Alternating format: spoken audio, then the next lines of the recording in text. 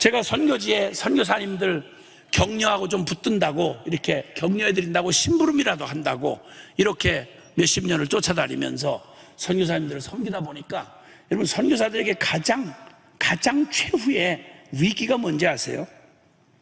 보통 테러, 비자, 후원비, 자녀, 건강, 사역의 문제들, 관계 갈등, 사건 여러 가지 있지만요, 제가 경험한 바에 의하면 다른 건 어지간하면 그래도 견뎌요. 버티고 살아가요.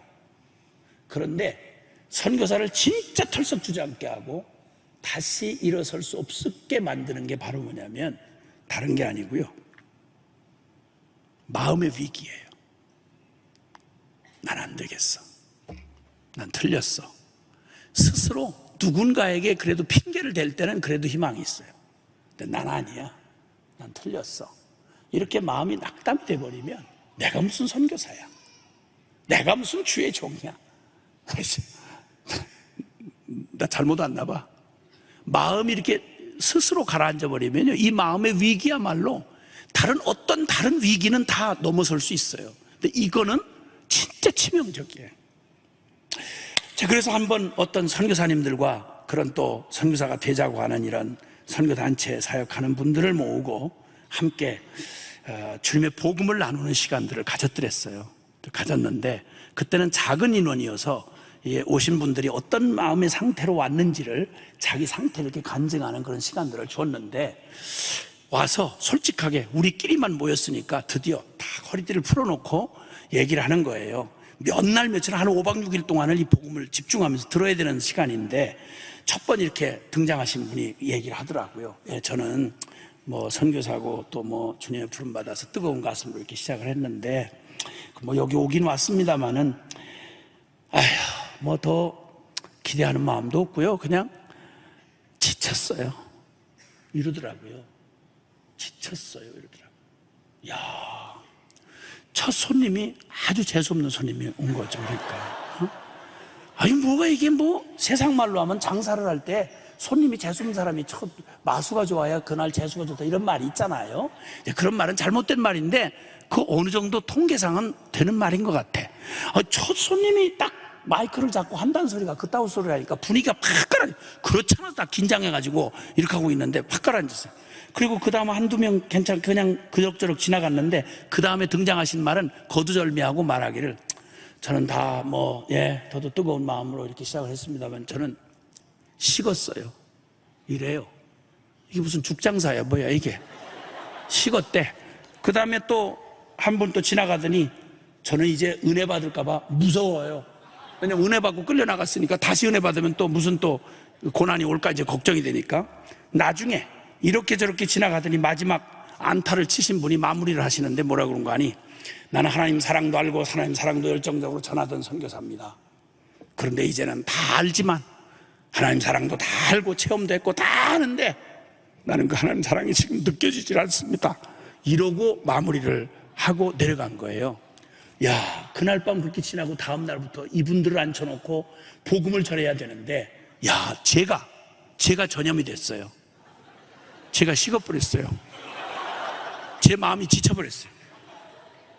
이제 무서워요. 아주 무섭고, 빤히 알면서 느껴지지 않는 사람들한테 무슨 얘기를 하겠어요. 느껴지도 않고. 와, 큰일 났어요. 이 뻔히 아는 사람들을 앉혀놓고 다 아는 얘기를 할 건데 이미 마음 준비가 다 이 정도로 돼가지고 왔으니 지쳤다, 식었다, 무섭다, 느껴지지 않는다. 와, 죽겠더라고요. 밤에 잠이 안 와요. 그래서 그 다음날 아침에 새벽같이 일어나서 그냥 기도를 하는데 아무 기도도 안 되고, 주여 이걸 도대체 어떻게 해야 됩니까? 괜히 일을 시작하게 하셔가지고, 주여 진짜 아니 무슨 이런 이상한 사람들만 보내가지고 막 이래서 기도도 안 되고 막 어떻게 시간이 지나가는지 그러는데, 누가 옆구리를 툭 치는 거예요. 시간 다 됐다고 밥 먹으러 오라고.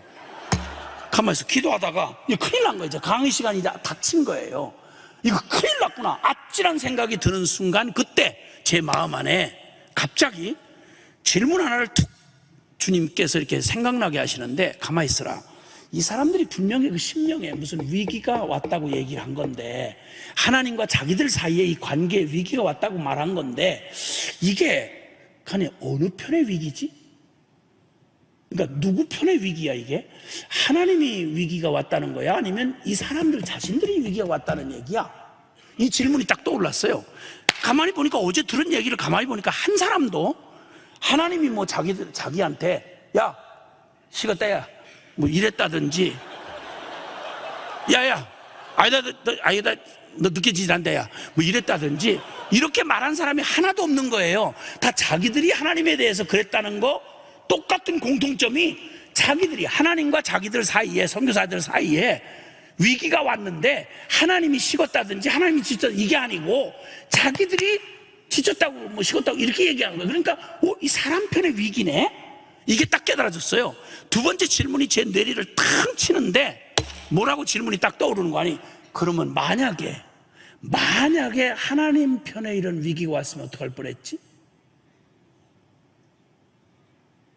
이 생각이 질문이 딱 떠오르는 순간 나도 모르게 내 존재 안에서 강한 부정이 일어나면서 안 되지요. 그러면 안 되지요. 그럴 수는 없는 거죠.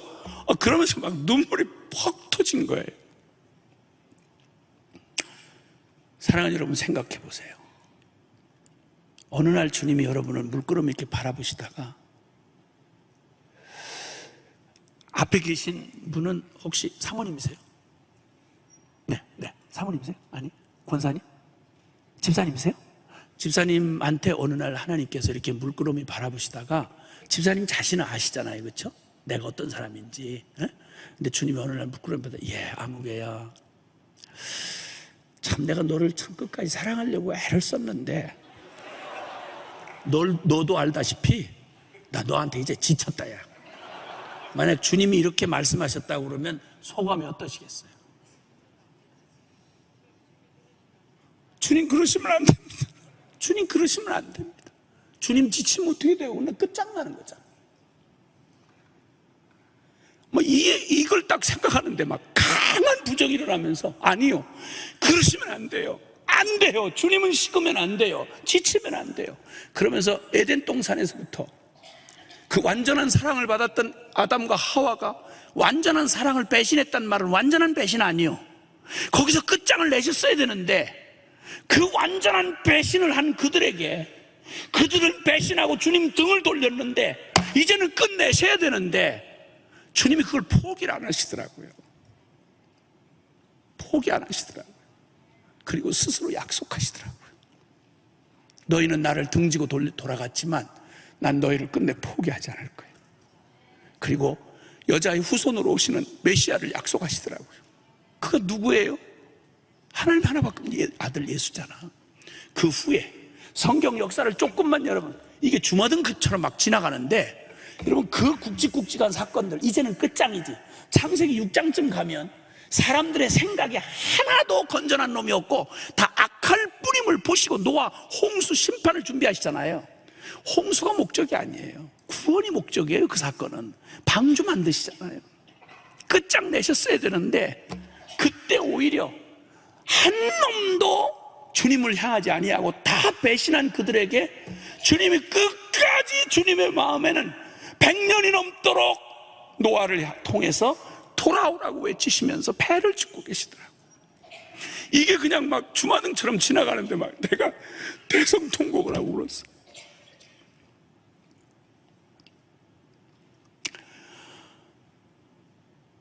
빛은 어둠을 만나면 밝기를 더하는 법. 물은 조용히 흐르다가 언덕을 만나면 오히려 폭포의 위력으로 바꾸듯이 우리 주님의 우리를 향한 이 땅의 영혼들을 향한 주님의 마음과 그 사랑이 위기를 만나면 만날수록 이제는 끝장내시겠지, 이제는 안 되겠지, 이제는 버리시겠지, 이제는 포기하시겠지. 역사의 순간순간마다 여러분 읽기가 부담스러울 만큼 구약성경만 39권 한번 읽어보세요. 맨정신에 읽겠나? 어떻게 이렇게 반역을 하죠? 어떻게 이렇게 주님을 짓밟고 이렇게 주님의 가슴에 못을 박죠? 아브라함 선택해서 불러내시고 이스라엘을 구별해서 언약을 맺으시죠. 그 순간순간 한순간도 멀쩡한 적이 없이 끝까지 타락하고 반짝 다윗의 시대에 반짝 주님 기쁘게 한 이후에 솔로몬부터 이미 벌써 성전을 지었던 자가 우상 숭배를 해요. 솔로몬이 처첩을 1000명이나 거느리고 지혜의 이 지혜서를 성경을 기록했던 그가 세상에 우상 숭배를 하고 주님이 현저히 그를 책망하지만 끝내 돌이키지 않고 미친 짓을 해요. 그리고 나라가 남북으로 갈라지죠. 북이스라엘과 남유다로요. 북이스라엘 선한 놈 하나도 없어요. 왕 중에 남유다 왕 중에 조금 선하다는 왕들 한번 이름 들먹여 보세요. 막판에 반드시 죄인인 걸 반드시 증명하고 망령 떨고 죽어요. 그리고 나중에는 끝끝내 선지자들의 애달픈 외침을 끝내 뒤로 하고 끝까지 반역을 하고 예루살렘 초토화되고 성전 짓밟히고 지구상에 이스라엘 이름이 사라지고 바벨론 포로로 끌려가잖아요. 여러분, 구약은 인간의 아담의 저주를 받은 인간 죄악의 그 비참한 소망 없는 인간 실패의 역사가 구약의 역사고요. 구약의 또 다른 한 면의 역사는 그럼에도 불구하고 끝까지 사랑하시는 하나님의 사랑의 승리의 역사예요. 아멘. 그리고 주님은 알아들을 수 있는 모든 방법으로 주님의 그 마음을, 애절한 마음을 표현하시는 중에 인간으로 받기가 어려운 하나님, 전능하신 하나님이 세상의 이 악독한 이 미물 같은 이 쓰레기 같은 인생들을 사랑하다 미치셔서, 여러분, 구약의 정말 감동적인 얘기 중에 호세아서는 아시겠지만, 여러분, 호세아라는 선지자를 통해서 고멜이라는 음탕한 여자를 취하여 아내를 삼게 해요. 근데 본성적으로 이 음탕한 여자인 고멜이 끝끝내 호세아의 순애보를 짓밟고 호세아의 순정을 짓밟고 가서 남의 자식, 음란한 자식 갖다 낳고 용서해주면 또 다른 짓 하고 끝까지 반역하는 그를 실제로 경험하게 하시고, 호세아의 가슴이 그냥 천갈래 만갈래 찢어지게, 사랑하는데 아내가 가서 남의 놈의 씨를 받아가지고 와, 용서하면 또 나가서 또 그 짓을 해요. 나중에는 완전히 호세아와 그 자식들 남겨놓고 아주 완전히 이제는 신전 창녀로 몸을 팔아 가버려. 그 끔찍한 드라마도 아니고 실제 상황으로 겪는 호세아의 고통을 고스란히 주님이 겪게 하세요. 그리고는 나중에 있을 수 없는 일을 주님이 또 명령을 시키세요. 공식 신전 창녀가 돼서, 이제 늙은 창녀가 돼서 걸레처럼 된 그 고멜이 가서 신전 창녀 짓을 하고 앉았는데 주님이 호세아를 다시 부르셔가지고 너 가서 그 여자의 몸값을 네가 치러줘라. 그리고 창녀가 된 그 여자를 데려와라. 네 자식들을 비참하게 만들고 너를 그렇게 고통스럽게 한 그 여자, 그리고 뻔뻔스럽게 지금도 완전히 제 죄값으로 완전히 내놓고 창녀가 된 채 저렇게 저 쾌락에 그냥 자신을 내던진 그 여자 데리고 오라. 그리고 데리고 와서 어찌하든 하나님이 할 수 없는 일을 시키시는데 데리고 와서 그 여자 데리고 와가지고 일단은 오든 안 오든 발광을 하고 난리를 쳐도 일단은 데리고 와라. 그리고 데리고 와서 그 여자가 밥을 많이 먹여라. 밥을 많이 먹인 다음에 긴장하지 않도록 밥을 먹이고 편안한 자리를 마련해 주고, 그리고 고단히 잠이 들거들랑 이불을 머리 위까지 덮어줘라. 잠이 깊이 완전히 들었다고 확인이 되거들랑 그 다음에 그 재수없는 여자의 머리통을 깔고 앉아라. 그래서 버리적버리적 하면 그 여자를 그냥 둘둘 말하다가 그냥 숨 끊어질 때까지 깔고 앉았다가 숨이 끊어진 거 확인하면 둘둘 말하다가 제일 더러운 쓰레기 태우는 저 쓰레기장에서 아주 흔적도 없이 태워서 이런 여자가 세상에 존재하지도 않았다고 할 만큼 아주 완벽하게 처리를 해라. 주님이 호세아한테 그렇게 명령을 하셨더라면 우리 정서에 딱 맞아서 감동을 받는데 전혀 지장이 없을 뻔했어요. 근데 주님이 그렇게 하라고 하시질 않으시고, 호세아 너 가서 보리 한 호멜과 은 15에 보리 한 호멜 반, 그러니까 돼지고기 삼겹살밖에 안 되는 그 몸값을 주고 그 여자를 데리고 와라. 아마 따라오지 않을 거다. 발광을 할 거다. 거친들로 데려가서 믿어질 때까지 고백을 해라.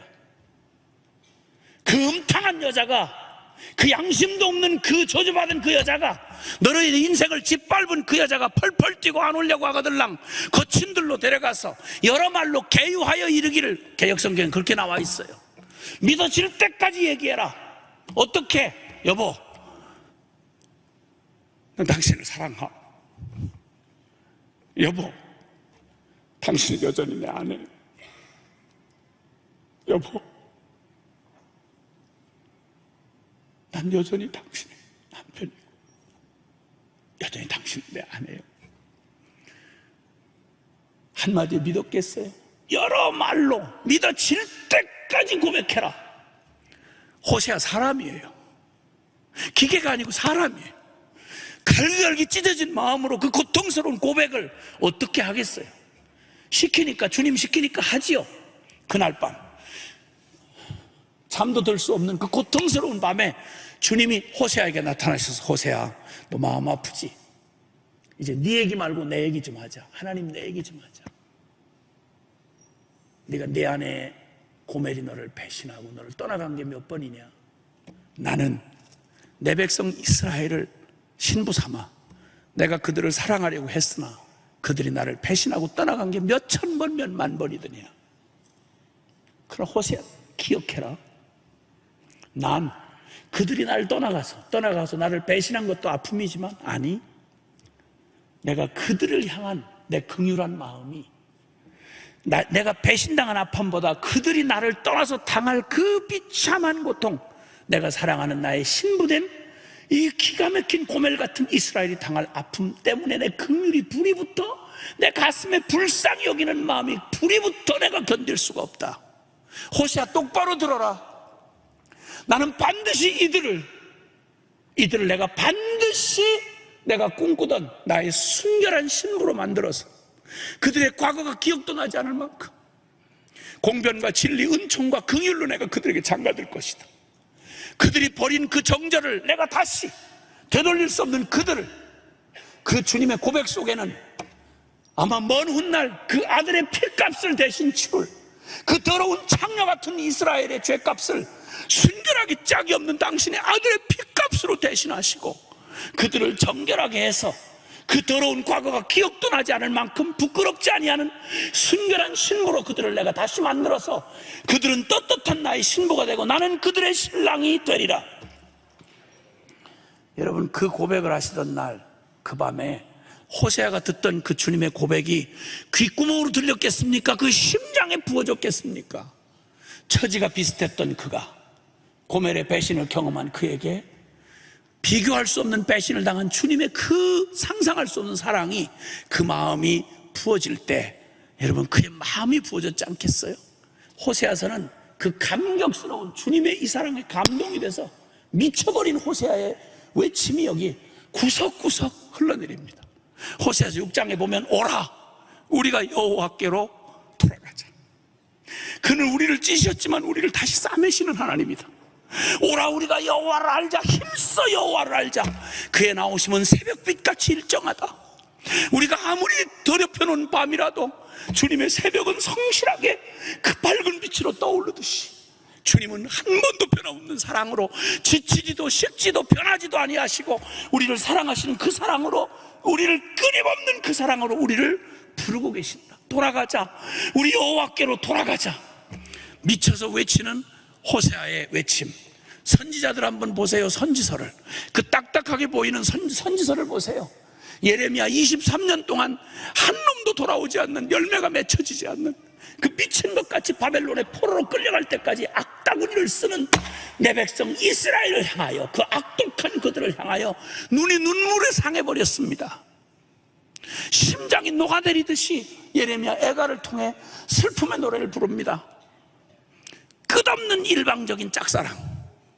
그리고 주님은 스바냐서 3장 17절에 우리가 너무도 잘 아는, 그렇게 끝까지 배신하고 스스로 돌이킬 수 없는 그들을 주님 혼자 열심으로, 당신이 직접 죗값을 치르고 당신이 직접 그 모든 걸 다 감당하시고 끝내 그 창녀 같은 이 백성을 순결한 신부로 맞이하시는 하나님의 끝없는 수뇌보의 이야기가 성경 전체에 전 역사와 존재를 동원해서 주님의 사랑을 외친 말이 이 성경 여기에 그냥 하나님 아버지의 마음이 그대로 녹아져 있습니다.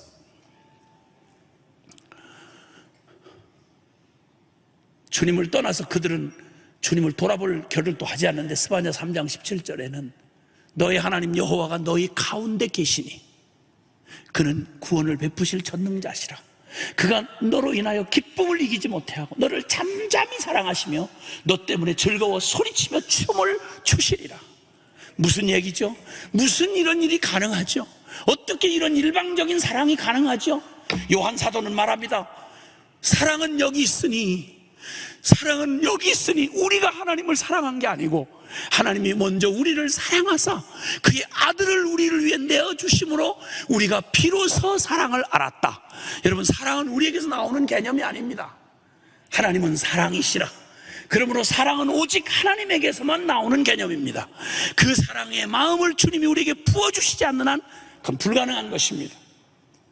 하나님 너무도 이 놀라운 이 사랑으로 끝까지 역사 내내, 구약 역사 내내 그러시다가 마지막 자기 땅에 온 유대 땅에서 아들을 보내셨는데 유대 땅에 주여 하던 자들의 손길에 의하여 십자가에 뻘거벗기고 갈보리 언덕에다 사지가 뒤틀어지도록 매달아 놓고 조롱하고 여호와의 이름을 부르면서 당신이 보낸 아들을 그렇게 처참하게 죽이며 반역하는 이 소망 없는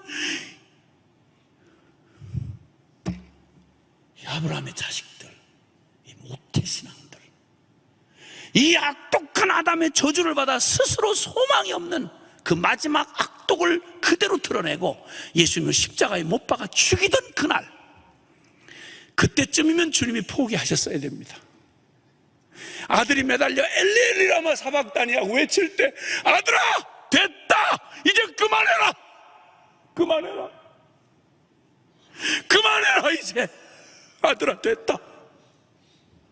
갈보리 언덕에서 만약에 예수님의 탄식을 들으며 만약에 저와 여러분을 포기했더라면 우리에게 복음이란 존재할 수가 없는 거예요. 여러분, 기독교의 복음은 종교라브레가 아니다 말입니다. 여러분, 철학 따위가 아니란 말입니다. 여러분, 저와 여러분 하나를 선택하려면 당신의 아들을 포기하셔야 저와 여러분을 선택할 수 있는 겁니다. 우리가 구원받았다는 말은 그냥 받았다는 말이 아닙니다.